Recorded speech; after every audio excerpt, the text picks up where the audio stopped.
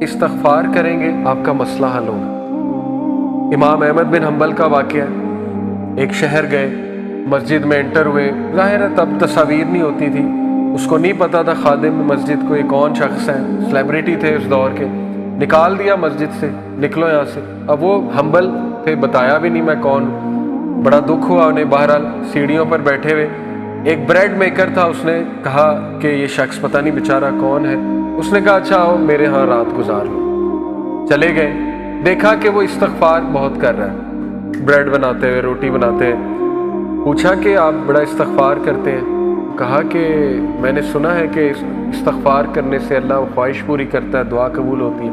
بڑا خوش ہوئے، شخص نالجبل ہے، کہتے اچھا کیا خواہش ہے؟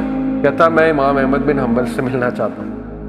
احمد بن حنبل جو ہے وہ کہتے کہ کیا بات ہے، رونے لگ گئے اور کہا کہ دیکھو کیسے اللہ مجھے یہاں پہ تمہارے در پہ لے آیا۔ کنفرم بات ہے، استغفار کو عادت بنا لیں، آپ کا مسئلہ حل ہوگا۔